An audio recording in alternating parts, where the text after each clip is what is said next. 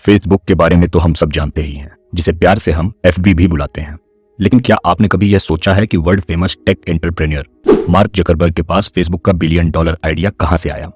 आखिर कैसे Harvard university के डॉर्मेट्री से शुरू होकर दुनिया की सबसे इन्फ्लुएंशियल सोशल मीडिया वेबसाइट और टेक कंपनी बन गई फेसबुक? आखिर क्यों मार्क को छोड़ना पड़ा था हार्वर्ड यूनिवर्सिटी? आखिर मार्क का वो कौन सा क्रांतिकारी नजरिया था जिसकी वजह से आज फेसबुक के 7 करोड़ों यूजर्स जुड़े हैं? आखिर कहते मार्केट में कई सारे नए सोशल मीडिया ऐप आने के बावजूद भी फेसबुक के सर पर सबसे पॉपुलर सोशल मीडिया वेबसाइट का ताज बरकरार है। आज के इस सेशन में हमें इन सवालों के जवाब मिलेंगे। साथ ही हम जानेंगे मार्क जकरबर्ग के जीवनी के बारे में, जो फेसबुक के सीईओ और फाउंडर हैं, जिनका नेटवर्थ लगभग $114 बिलियन है और जिन्होंने डिजिटली देश के सरहदों को मिटाकर पूरी दुनिया को एक साथ जोड़ने का काम किया है। नमस्कार दोस्तों, स्वागत है आपका रूब्रिक के बुक समरी में। आज हम बायोग्राफी ऑफ मार्क जकरबर्ग के बारे में चर्चा करेंगे, जिसके लेखक एरिक जोन्स। आगे बढ़ने से पहले अगर आपने अभी तक रूब्रिक को सब्सक्राइब नहीं किया है तो कर दीजिए। यकीन मानिए, हम आपको इस सब्सक्रिप्शन का अफसोस कभी नहीं होने देंगे। 14 मई 1984 को व्हाइट प्लेन्स न्यूयॉर्क में मार्क जकरबर्ग का जन्म एक पढ़े लिखे और समृद्ध परिवार में हुआ। उनके पिता एडवर्ड जकरबर्ग एक डेंटिस्ट थे और मां कैरन एक साइकेट्रिस्ट। मार्क का पालन पोषण उनकी 3 बहनें रैंडी, डोना और एरियल के साथ न्यूयॉर्क के डाउनटाउन में डॉब्स फेरी नाम के एक छोटे से गांव में हुआ। मार्क बचपन से ही मजबूत विल पावर वाले शख्स थे। उनके पिता बताते हैं कि कुछ बच्चों के सवालों का जवाब सिर्फ हाँ या ना में दिया जा सकता है, लेकिन अगर मार्क ने कुछ मांगा तो हाँ कहना तो ठीक था, लेकिन अगर आप उनसे ना कह रहे हैं तो उसका मतलब बहुत कुछ होता था। अगर आप उसे ना कहना चाहते हैं तो बेहतर होगा कि आप अपने ना कहने की वजह, उसके पीछे का सच, मतलब और लॉजिक को अपने साथ तैयार रखिए। मार्क के पिता को लगता था कि एक दिन वो वकील बनेंगे और ज्यूरी को 100% सक्सेस रेट के साथ अपनी बातों को मनवाएंगे। मार्क का इंटरेस्ट छोटी उम्र से ही कंप्यूटर में जग गया था। 12 साल की उम्र में उन्होंने अटारी बेसिक का इस्तेमाल करके जंक नेट नाम का एक मैसेजिंग प्रोग्राम अपने पिता के डेंटल क्लिनिक के लिए बनाया, ताकि रिसेप्शनिस्ट उनके पिता को नए मरीजों के बारे में आसानी से बता सके। और जल्द ही मार्क के फैमिली मेंबर्स भी जंक नेट का इस्तेमाल करना शुरू कर दिए। जिस उम्र में ज्यादातर बच्चे कंप्यूटर गेम्स खेलते हैं, मार्क ने उस उम्र में एक कंप्यूटर गेम बना दिया था। उनकी हॉबी ही अपने दोस्तों के साथ कंप्यूटर गेम बनाना था, ना कि उसे खेलना। हमारे जीवन के लिए मार्क के शुरुआती सालों से हमें यही सीखने को मिलता है कि हमें अपना जुनून, अपना पैशन अभी इसी वक्त ढूंढकर खुद को पूरे तरीके से उसमें इन्वेस्ट कर देना चाहिए। सफल होने के लिए हमें जिन भी हॉबीज में दिलचस्पी होती है उसी पे काम करना चाहिए। मार्क की फैमिली बहुत सपोर्टिव थी। उनके पेरेंट्स ने कंप्यूटर के प्रति उनके जुनून को पहचान कर छोटी उम्र से ही उनके इस लर्निंग में इन्वेस्ट करना शुरू कर दिया। ज्यादातर माता पिता ग्रेड के पीछे भागते हैं और शायद नहीं चाहते कि उनके बच्चे इतनी कम उम्र में एक्स्ट्रा करिकुलर एक्टिविटीज में बहुत ज्यादा भाग लें, लेकिन यहाँ पर मार्क के माता पिता ने उन्हें कंप्यूटर प्रोग्रामिंग में आगे बढ़ने के लिए प्रोत्साहित किया। हम में से ज्यादातर लोग अक्सर किसी काम को करने के लिए अपने आप को या तो उम्र में छोटा समझते हैं या फिर अनुभव में कम समझते हैं, और यही हम अपने आप को आउट ऑफ द बॉक्स जाकर कुछ इनोवेटिव करने से रोक देते हैं। एक बात हमेशा ध्यान रखिए, किसी भी काम को शुरू करने का सही समय अभी इसी वक्त है। फिर इससे फर्क नहीं पड़ता कि आपकी उम्र क्या है या आपको अनुभव कितना है। मार्क के पेरेंट्स ने उनके लिए एक private computer tutor David Newman, जो एक सॉफ्टवेयर डेवलपर थे, उनको हायर किया, जो मार्क को गाइड करने के लिए हफ्ते में एक बार उनके घर आते थे। मार्क जब हाई स्कूल में थे तभी उन्होंने मर्सी कॉलेज में ग्रेजुएट लेवल के प्रोग्रामिंग कोर्स में खुद को एनरोल कर लिया। फिर बाद में न्यू हेमिस्फीयर के एक जाने माने secondary school Phillips Exeter academy को ज्वाइन किया, जहां पर वो अपनी स्कूल टीम के कैप्टन भी बने। इसके अलावा उन्होंने लिटरेचर की पढ़ाई में अपना प्रदर्शन दिखाकर क्लासिक्स में डिप्लोमा की डिग्री भी हासिल की। लेकिन इन सब के दौरान भी मार्क का इंटरेस्ट कंप्यूटर में बराबर बना रहा और वो नए प्रोग्राम बनाने पर जोर देते रहे। हाई स्कूल के दौरान उन्होंने अपने दोस्त एडम डी एंजेलो के साथ सिनेप्स नाम के एक MP3 प्लेयर डेवलप किया, जिसका यूनिक सॉफ्टवेयर मशीन लर्निंग के कॉन्सेप्ट का यूज करके किसी भी यूजर्स द्वारा कंप्यूटर पर चलाए गए सभी गानों का ट्रैक रखता था, जिससे यह पता किया जा सकता था कि यूजर को कैसे गाने पसंद हैं, ताकि यूजर के पर्सनल प्रेफरेंस या चॉइस पर प्लेलिस्ट को तैयार किया जा सके। AOL और माइक्रोसॉफ्ट जैसे टेक कंपनीज ने सिनेप्स को खरीदने में इंटरेस्ट दिखाया। उन्होंने मार्क को अपने यहाँ नौकरी पर रखने की भी कोशिश की, लेकिन मार्क ने उनके ऑफर को उस वक्त ठुकरा दिया क्योंकि वो आगे पढ़ना चाहते थे। उस समय उन्हें यह पता था कि जॉब ऑफर को लेने का मतलब है कि वो कंपनी से कॉन्ट्रैक्ट में बंध जाएंगे और साथ ही अपने सॉफ्टवेयर के कॉपीराइट को भी खो देंगे। उन्होंने इसके फायदे और नुकसान के बारे में सोचकर ही कॉलेज जाने का फैसला किया, ताकि वे एक इंसान के तौर पर आगे बढ़ सकें और अपने प्रोग्रामिंग के सपने को भी आगे बढ़ा सकें। उनके ऐसे रवैये से यह तो साफ पता चलता है कि वो खुद को बहुत अच्छे से जानते थे। उन्हें अपनी काबिलियत पर पूरा भरोसा था और वो जानते थे कि अपने जीवन में जो भी हासिल करना है वो किसी और के लिए काम करके तो बिल्कुल भी हासिल नहीं किया जा सकता है। इस लेवल के सेल्फ अवेयरनेस को सिर्फ और सिर्फ माइंडफुलनेस के दम पर ही हासिल किया जा सकता है, जिसे शायद आज की युवा प्रैक्टिस नहीं करते हैं। माइंडफुलनेस का मतलब होता है सचेतन। आसान भाषा में आप जहां हैं वहीं पर आपका तन, मन, दिमाग, विचार सब कुछ है। साल 2002 में एक्सकेटर से ग्रेजुएशन करके मार्क ने हार्वर्ड यूनिवर्सिटी में एडमिशन लिया और इस समय तक उन्होंने एक जाने माने प्रोग्रामिंग एक्सपर्ट का दर्जा भी हासिल कर लिया था। हार्वर्ड में उन्होंने साइकोलॉजी और कंप्यूटर साइंस की पढ़ाई की और अपने सेकंड ईयर में स्टूडेंट्स को सही कोर्स चुनने में मदद करने के लिए कोर्स मैच नाम का एक सॉफ्टवेयर बनाया, जिससे यह पता लगाया जा सकता था कि किसी कोर्स में इनरोल करने वाले कितने और कौन कौन से स्टूडेंट्स हैं। इससे स्टूडेंट्स को कोर्स चुनने और स्टडी ग्रुप्स बनाने में मदद मिलती थी। इसके अलावा हार्वर्ड में पढ़ाई के ही दौरान उन्होंने फेस मैश नाम की एक और वेबसाइट भी बनाई, जो उस वक्त काफी पॉपुलर हुई थी और कंट्रोवर्शियल भी, और यहीं से फेसबुक के शुरुआत की नींव रखी गई। दरअसल फेस मैश एक ऐसी वेबसाइट थी जिसमें यूजर्स को हार्वर्ड के मेल या फीमेल स्टूडेंट्स की 2 फोटो दिखाई जाती थी, जिसमें से यूजर्स को वोट देना होता था कि उन दोनों में से कौन ज्यादा अट्रैक्टिव है। यूजर वोटिंग के आधार पर वेबसाइट ने सबसे हॉट स्टूडेंट्स की पहली लिस्ट पोस्ट की। यह वेबसाइट कैंपस में इतनी ज्यादा वायरल होने लगी और वेबसाइट पर भारी ट्रैफिक की वजह से हार्वर्ड का नेटवर्क ही क्रैश हो गया। जल्दी ही यूनिवर्सिटी ने इस साइट को ब्लॉक कर दिया। इसका एक कारण और भी था कि कई स्टूडेंट्स ने यह शिकायत की थी कि उनकी प्राइवेसी कंप्रोमाइज्ड हुई है और उनके फोटोज को उनके परमिशन के बिना ही फेस मैश पर अपलोड किया गया है, जिसको मद्देनजर रखते हुए यूनिवर्सिटी के एडमिनिस्ट्रेशन ने मार्क के ऊपर स्टूडेंट्स प्राइवेसी वायलेशन और कंप्यूटर सिक्योरिटी ब्रीचिंग का आरोप लगाया, जिसकी वजह से उन्हें पब्लिकली माफी भी मांगनी पड़ी और उन्हें सख्त निगरानी में भी रखा गया। उस वक्त स्टूडेंट पेपर ने उनके वेबसाइट को गलत और महिलाओं के खिलाफ भी बताया था। उनके पिछले कामों की वजह से यूनिवर्सिटी के ही 3 साथी दिव्य नरेंद्र, कैमरन और टाइलर विंग्स लेवॉस ने उनके साथ हार्वर्ड कनेक्शन नाम के एक सोशल नेटवर्किंग वेबसाइट बनाने के लिए उन्हें कांटेक्ट किया। इस वेबसाइट का उद्देश्य स्टूडेंट्स के लिए एक डेटिंग साइट बनाना था, जहां वे दूसरे स्टूडेंट्स के फोटो और प्रोफाइल को देख सकेंगे। मार्क ने शुरुआत में तो उनके साथ काम किया, लेकिन जल्द ही फेसबुक के अपने आइडिया पर काम करने के लिए वो इस ग्रुप से अलग हो गए। बेशक यहाँ पर आपको लग रहा होगा कि मार्क लकी थे कि उनके कॉलेज का ही कैजुअल प्रोजेक्ट $1 अरब के कंपनी में बदल गया, लेकिन ऐसा नहीं है। सच तो यह है कि मार्क बहुत छोटी उम्र से ही इस दिन की तैयारी करना शुरू कर दिए थे। उन्होंने प्रोग्रामिंग प्रोजेक्ट्स पर काफी फोकस और मजबूती के साथ काम जारी रखा। अपने किशोरावस्था के दिनों में जब लोग पार्टी और पिकनिक जाते थे, तो उस वक्त मार्क अपने प्रोग्रामिंग पर फोकस कर रहे होते थे। साथ ही उन्होंने साइकोलॉजी जैसे दूसरे सब्जेक्ट्स को भी पढ़ा, लेकिन इसके साथ वो coding, game, synapse, course match और फेस मैश जैसे सॉफ्टवेयर प्रोग्रामिंग की भी प्रैक्टिस करते रहे। 19 साल की उम्र में मार्क ने अपने 3 दोस्त डस्टिन मॉस्कोविच, क्रिस ह्यूज और एडुआर्डो सेवरिन के साथ द फेसबुक नाम का एक वेबसाइट बनाया। इस वेबसाइट पर यूजर्स अपनी प्रोफाइल बना सकते थे, अपनी फोटो अपलोड कर सकते थे और साथ ही दूसरे यूजर्स से चैट भी कर सकते थे।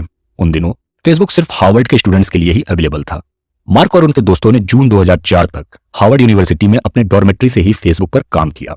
मार्क ने फेसबुक की पॉपुलैरिटी को तब पहचाना जब हार्वर्ड के आधे अंडर ग्रेजुएट्स इसके लॉन्च के पहले महीने के अंदर ही वेबसाइट पर रजिस्ट्रेशन कर लिए। जल्दी मार्क ने अपने शानदार आइडिया पर फुल टाइम काम करने के लिए कॉलेज छोड़ दिया और कैलिफोर्निया के पोलो ऑल्टो में अपनी कंपनी का हेडक्वार्टर बनाया। फेसबुक यूजर्स तेजी से बढ़ रहे थे और साल 2004 के आखिरी तक फेसबुक पर लगभग 10 लाख से भी ज्यादा यूजर्स रजिस्टर्ड हो चुके थे।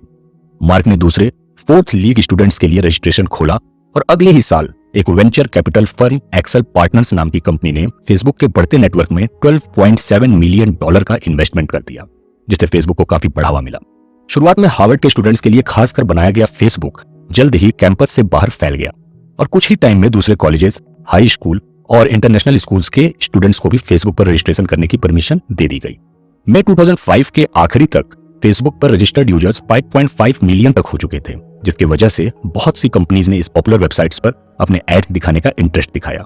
यहाँ तक याहू और MTV नेटवर्क्स जैसी बड़ी कंपनीज ने फेसबुक को खरीदने के लिए मार्क को बहुत सारा पैसा भी ऑफर किया, लेकिन वो इसे बेचना नहीं बल्कि इसका और एक्सपेंशन करना चाहते थे और इसीलिए मार्क ने सबके ऑफर्स ठुकरा दिए। उन्होंने अपने कंपनी में डेवलपर्स को हायर किया जो साइट्स के फीचर्स को और भी बेहतर बनाने का काम करने लगे, जिसकी वजह से फेसबुक बहुत तेजी से आगे बढ़ने लगा और साल 2006 में 12 मिलियन से साल 2009 के आखिरी तक आते आते 350 मिलियन यूजर्स फेसबुक से जुड़ गए। फेसबुक को 18 मई 2012 को पब्लिक कर दिया गया। पब्लिक होने का मतलब है कि एक private company initial public offer यानी कि IPO जारी करके पब्लिक में ट्रेड करने के लायक हो जाती है। आसान भाषा में उस कंपनी के शेयर्स मार्केट में बिकने के लिए तैयार हो जाते हैं। फेसबुक को पब्लिक करने के पीछे बिजनेस को और हाई लेवल पर बढ़ाने के लिए कैपिटल जनरेट करना था। फेसबुक के IPO ने $16 बिलियन का एक बहुत बड़ा अमाउंट जुटा लिया, जो कि टेक इंडस्ट्रीज के आज तक के इतिहास का सबसे बड़ा IPO साबित हुआ, जिसकी वजह से मार्क रातों रात दुनिया के 29वें सबसे अमीर शख्स का दर्जा भी हासिल कर लिए और अगले ही दिन मार्क और उनकी गर्लफ्रेंड रही प्रिसिला चैन ने अचानक शादी कर ली। मार्क को फेसबुक बेचने के लिए बहुत पैसों का ऑफर दिया गया, लेकिन वो खुद के बनाई इस कंपनी के साथ खड़े रहे और इसे बेचने से इनकार कर दिया। उन्हें रातों रात जल्दी पैसा कमाने में कोई इंटरेस्ट नहीं था और उनके दिमाग में उनके बड़े गोल्स ऑलरेडी सेट थे जो उन्हें भविष्य में लॉन्ग टर्म फायदा देने वाले थे। उन्होंने अपनी कंपनी को एक्सपेंड करने और इसे बड़ा और बेहतर बनाने पर फोकस करने का फैसला किया, जिससे हर गुजरते साल के साथ साथ फेसबुक का रेवेन्यू भी बढ़ता चला। अच्छा, क्या आपने कभी यह सोचा है कि फेसबुक को उसके कॉम्पिटिटर से कौन सी बात अलग करती है? दरअसल इस वेबसाइट की खास बात यह थी कि इसमें यूजर्स को अपनी असली पहचान और ऑथेंटिक ईमेल देना जरूरी था, ताकि यह कंफर्म किया जा सके कि किसी के नकली आईडी तो नहीं बना के रखी है। मार्क बस यही चाहते थे कि लोग असलियत और सच्चाई के साथ अपनी जिंदगी को बाकी दुनिया के साथ साझा करें।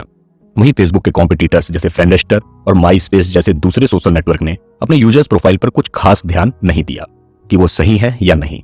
वो बस यूजर्स की आइडेंटिटी क्रिएटिव और मजेदार तरीके से दिखाने में ही लगे रहे। लेकिन फेसबुक इस मायने में अलग था। उसके लिए यूजर्स को अपनी असली पहचान और बैकग्राउंड शेयर करना जरूरी था। मार्क ने एक बार यह भी कहा था कि हम दुनिया में मौजूद सभी चीजों को मैप करने की कोशिश कर रहे हैं।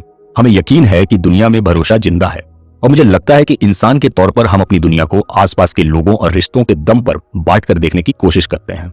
इसलिए हम सभी लोगों को मैपिंग कर रहे हैं जो रिश्तों में भरोसा करते हैं, जिसे आप बोलचाल की भाषा में अक्सर दोस्ती बोलते हैं। इस तरह यह एक अलग ही तरह का एक नेटवर्क था जिसने असली कनेक्शन को मैप किया और यूजर्स के बीच रियल फ्रेंडशिप और भरोसा बनाने के लिए जगह दी। जिस वक्त फेसबुक लॉन्च किया गया था उन दिनों इंटरनेट पर सबसे ज्यादा competitive market Flickr, Photobucket और पिकासा जैसी फोटो शेयरिंग वेबसाइट्स का था, जो यूजर्स को हाई क्वालिटी फोटो शेयर करने का प्लेटफॉर्म देते थे। उसी टाइम फेसबुक ने ऐसी फोटो शेयरिंग सर्विस शुरू की जो बाकी सबसे अलग इसलिए थी क्योंकि आप उन फोटो में अपने दोस्तों को टैग भी कर सकते थे। इस सिंपल से फीचर ने यूजर्स को अट्रैक्ट किया और जल्द ही फेसबुक फोटो शेयरिंग इवेंट्स के लिए मेन प्लेटफॉर्म बन गया। हालांकि अपलोड होने वाली फोटो की क्वालिटी बहुत खराब थी। 5 सालों में फेसबुक के पास अपने यूजर्स के 15 बिलियन से ज्यादा फोटोज हो गए थे। यूजर्स ने रोज 100 मिलियन फोटो अपलोड की थी। यह मार्क और उनके डेवलपर्स के ग्रुप का काम करने का तरीका ही माना जाएगा, जो एक नए मार्केट में एंट्री करने के बाद उसमें एक सोशल पहलू जोड़कर बाकी सबसे आगे बढ़ जाते थे। एक पॉइंट पर फेसबुक गेम्स भी मार्केट में आ गया था। जिंगा नाम की एक कंपनी ने फेसबुक के लिए सिंपल गेम्स बनाए जो मार्केट के दूसरे कंपनीज के गेम से बहुत बेसिक थे। फार्मविले और माफिया वार्स जैसे फेसबुक गेम्स की खास बात यह थी कि वे सोशल थे। आप दोस्तों के साथ इन गेम्स को खेल सकते थे और स्कोर को कंपेयर भी कर सकते थे, जो यूजर्स को काफी दिलचस्प लगता था। साल 2010 में माफिया वार्स में 19 मिलियन प्लेयर बने और फार्मविले के 54 मिलियन प्लेयर्स थे। इन्वेस्टर्स ने मार्केट में मिलने वाले एक्सपर्ट गेम इनोवेटर्स के हाई क्वालिटी गेम्स के कंपैरिजन में फेसबुक गेम को ज्यादा इंपॉर्टेंस दी। साल 2006 में मार्क को कानूनी समस्याओं का सामना करना पड़ा था। हार्वर्ड कनेक्शन के लोगों ने मार्क पर उनके आइडिया को चुराने का आरोप लगाया और लॉस के भरपाई के लिए उन पर मुकदमा भी चलाया। मार्क ने कहा कि दोनों वेबसाइट कई सारे मायने में अलग हैं। मुकदमे के दौरान कुछ कंट्रोवर्शियल मैसेज सामने आए थे जो यह साबित करते थे कि मार्क ने दोनों वेबसाइट के बीच एक जैसी कॉमन बातें देखी होंगी और इसलिए हार्वर्ड कनेक्शन के डेवलपमेंट में जानबूझकर देरी की ताकि पहले खुद के प्रोडक्ट को लॉन्च कर सके। द न्यूयॉर्कर के साथ अपने एक इंटरव्यू में मार्क ने लीक हुए मैसेज पर अफसोस जताया और कहा कि वो इस घटना के बाद एक इंसान के तौर पर काफी मैच्योर हुए हैं। ओरिजिनली इसमें 65 मिलियन का सेटलमेंट तय किया गया, लेकिन यह कानूनी लड़ाई काफी सालों तक चलती रही। इसके अलावा उनके साथ कैम्ब्रिज एनालिटिका स्कैंडल भी हुआ। यह तब हुआ जब लाखों यूजर्स के पर्सनल डेटा को कैम्ब्रिज एनालिटिका नाम के कंसल्टेंसी फर्म ने बिना यूजर्स के परमिशन के इस्तेमाल किया। इस फर्म ने पॉलिटिकल एडवर्टाइजिंग के लिए डेटा का इस्तेमाल किया था। उन्होंने एक ऐप को यूज करके यूजर्स से सर्वे करवाया और डेटा कलेक्ट किया। यह सर्वे साइकोलॉजिकल प्रोफाइल तैयार करने के लिए था और यूजर्स से फेसबुक के ओपन ग्राफ प्लेटफॉर्म का इस्तेमाल करके पर्सनल इंफॉर्मेशन कलेक्ट करवाया गया था। कैम्ब्रिज एनालिटिका ने लगभग 87 मिलियन फेसबुक प्रोफाइल का डेटा जमा किया। डेटा का यूज डोनाल्ड ट्रंप और टेड क्रूज के 2016 के प्रेसिडेंट इलेक्शन कैंपेन में मदद के लिए किया गया था। इस स्कैंडल ने फेसबुक पर इन्वेस्टर्स के भरोसे को हिला दिया था, जिससे न्यूज वायरल होने के बाद फेसबुक के शेयर 15% तक नीचे गिर गए। कुछ दिनों की चुप्पी के बाद मार्क ने अलग अलग प्लेटफॉर्म पर माफी मांगी और बताया कि भविष्य में उनकी कंपनी किसी भी थर्ड पार्टी डेवलपर को यूजर्स के इंफॉर्मेशन का लिमिटेड एक्सेस ही देगी। अमेरिका के सीनेट जुडिशरी कमेटी ने डेटा ब्रीच और जनरल डेटा प्राइवेसी पर विटनेस बुलाए। इस दौरान कैम्ब्रिज एनालिटिका में फेसबुक के रोल और सोशल मीडिया पर प्राइवेसी ब्रीच पर भी एक हियरिंग रखी गई। मार्क ने कमेटी के सामने पेश होकर अपनी गलती स्वीकार की और बोले कि यह मेरी गलती थी और मुझे इसका अफसोस है। मैंने फेसबुक शुरू किया है, मैं ही इसे चलाता हूं और इसमें जो भी होता है उसके लिए सिर्फ और सिर्फ मैं ही जिम्मेदार हूं। फेसबुक की कामयाबी के बावजूद मार्क को कानूनी लड़ाइयां, पब्लिक स्कैंडल और खास तौर पर यूजर्स इंफॉर्मेशन की प्राइवेसी मुद्दे पर मुश्किलों का सामना करना पड़ा। और जिस तरह से मार्क ने इनका सामना किया उससे हमें क्या सीखते हैं? यही कि अपनी गलतियों से सीखिए और अपने काम की जिम्मेदारी लीजिए। अब एक सवाल आपके मन में यह भी आ रहा होगा कि आखिर फेसबुक ने अपने कंपटीशन को कैसे हराया। दरअसल फेसबुक एम्पायर का एक्सपेंशन फ्रेंडस्टर और माई स्पेस जैसी कुछ सोशल नेटवर्किंग साइट्स थी जो फेसबुक के आने से पहले पॉपुलर थी, लेकिन धीरे धीरे गायब ही हो गई। फेसबुक से पहले कोई सोशल नेटवर्किंग वेबसाइट लंबे समय तक पॉपुलर नहीं रह पाई। कुछ वेबसाइट कुछ समय के लिए तब तक ही चलते थे जब तक कोई दूसरा नया वेबसाइट उनके बदले मार्केट में नहीं आ जाता था।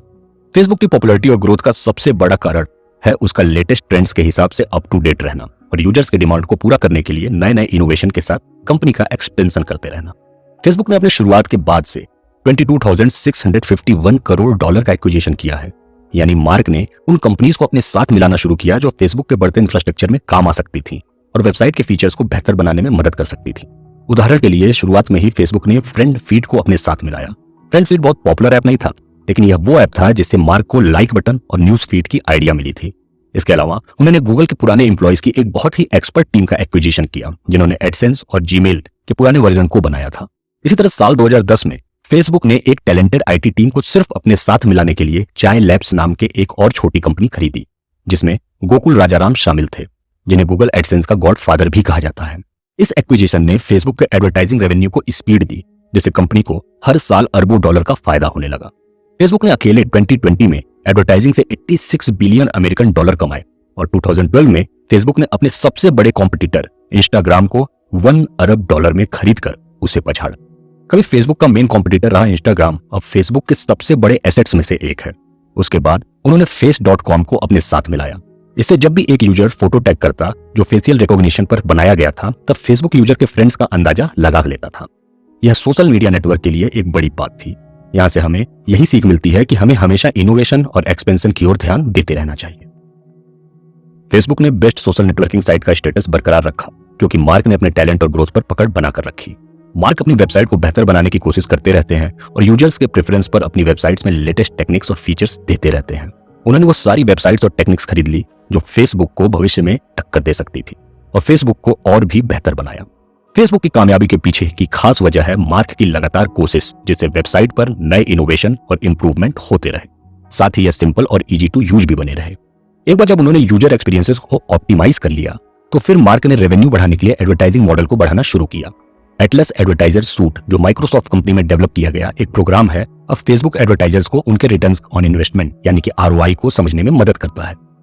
फेसबुक ने एटलस एडवर्टाइजर सूट को $100 मिलियन में खरीदा, जिसने फेसबुक मार्केटिंग को और भी ज्यादा एडवांस बना दिया। एडवर्टाइजर्स अब अपने ROI को कैलकुलेट कर सकते थे। इसी तरह एक मोबाइल एनालिटिक्स सॉफ्टवेयर कंपनी ओनोवो को भी मार्क ने खरीदा, जिससे एडवर्टाइजर्स को अपने इन्वेस्टमेंट का एनालिसिस समरी मिलने लगा और वे फेसबुक पर चल रहे उनके एड कैंपेन के परफॉर्मेंस को देख सकते थे।